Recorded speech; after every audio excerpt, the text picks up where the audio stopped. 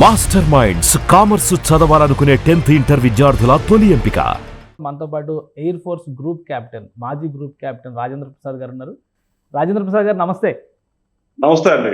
ఈ ఇష్యూకి సంబంధించి ఇంటర్నేషనల్ ముఖ్యంగా యూకేకి సంబంధించిన పౌరులు కానీ, కెనడా నుంచి కానీ వీళ్ళందరూ కూడా ఇన్వాల్వ్ అయి ఉన్నారు. సో ఇంటర్నేషనల్ ఎక్స్పర్ట్స్ టీమ్స్ కూడా ఫోకస్ చేస్తున్నాయి. ఒకవేళ కాన్స్పిరసీ అనేటువంటి ఆలోచన ఉంటే బయటపడడానికి స్కోప్ ఉందా? ఎందుకంటే సిగ్నల్స్ ఏటీసీకి సిగ్నల్స్ జామ్ అయినాయి అని ఫస్ట్ కొంత ఇన్ఫర్మేషన్ వచ్చింది, తర్వాత అలాంటిది ఏం లేదని చెప్పినాను.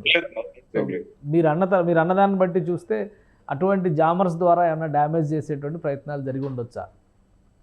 అది కూడా అండి, నేను చెప్తున్న పైలట్ ఎర్రర్ కూడా ఉండొచ్చు అండి. 1% పైలట్ చాలా స్ట్రిక్ట్ పైలట్. ఆయన 8200 గంటలు దాన్ని ఆయన విమానం నడిపిన అనుభవం ఉంది. ఆ సబర్వాల్ గారు సెకండ్ కెప్టెన్ కూడా మంచి నైపుణ్యత కలిగిన వాళ్ళే. కానీ ఎంత నైపుణ్యత ఉన్నా కానీ 0.001% మనకి ఎప్పుడన్నా వాళ్ళు ఏమన్నా మానసిక ఒత్తిడిలు కానీ లాస్ట్ మినిట్ లో ఏమైనా తప్పు చేసుకోవచ్చు. లాస్ట్ మినిట్ లో పైలట్ తప్పు చేయడానికి అందులో 1000లో 1 కానీ లేకపోతే 1,00,000లో 1 కానీ జరగడం ఉంటుంది. హ్యూమన్ ఎర్రర్ జరగడానికి కూడా ఒక ఆస్కారం ఉందండి, హైయెస్ట్ పాసిబిలిటీ. ఏమన్నా పైలట్ సడన్ గా తప్పు ఆ టైంలో కానీ ఏదైనా క్రిటికల్ మిస్టేక్ కానీ కమిట్ చేశాడంటే, అది అంత హెవీ ఫ్యూల్ తో ఉన్న ఫ్లైట్ కదా, దాన్ని మిస్ హ్యాండిల్ చేయడానికి చాలా చాలా రిమోట్ ఛాన్సెస్ ఆర్ దేర్.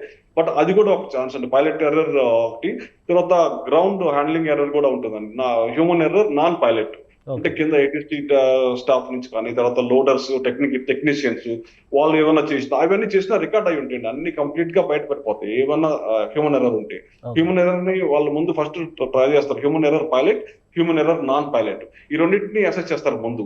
అవన్నీ లెవెల్ రూల్ అవుట్ చేసిన తర్వాత మెటీరియల్ ఫెయిల్యూర్ అండి. మెటీరియల్ ఫెయిల్యూర్ అంటే మెటలర్జీ, ఇంజన్ మెటల్స్ మొత్తం అన్ని చెక్ చేసుకొని అన్ని టెస్ట్ ల్యాబ్స్ పంపించి ఎనీ మెటీరియల్ ఫెయిల్ అయిందా, తర్వాత ఎనీ ఎక్విప్మెంట్ కానీ ఎలక్ట్రానిక్ ఎక్విప్మెంట్, నావిగేషన్ ఎక్విప్మెంట్ ఏదైనా ఫెయిల్ అయినా సడన్ గా అవన్నీ కూడా అనలైజ్ చేస్తారండి. సో వేరియస్ కాంపోనెంట్స్ ని అనలైజ్ చేసిన తర్వాత మన కాంప్రిహెన్సివ్ రిపోర్ట్ వస్తుందండి.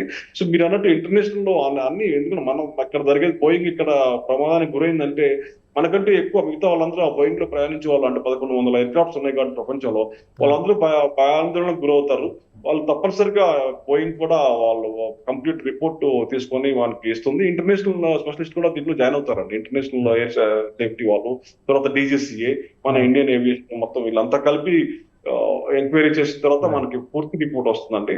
కాబట్టి అప్పటి వరకు మనం ఇవన్నీ ఊహాగానాలు, ఏదన్నా జరగడానికి అవకాశాలు ఉన్నాయి. కానీ ఇంత పెద్ద నష్టం జరగడానికి హెవీగా ఫ్యూయల్ తో నిండి ఉండడమే ఒక సమస్యగా చూడొచ్చా? ఎందుకంటే జస్ట్ టేక్ ఇప్పుడు ఇవన్నీ మనకి లండన్ వరకు విమానం కదండి.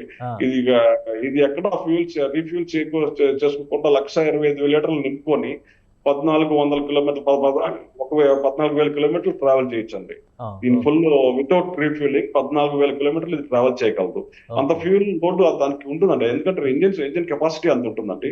ఇంకొక ప్లస్ ఒక 10%, 20% అడిషనల్ లీవరేజ్ కూడా ఉంటుంది వాటికి.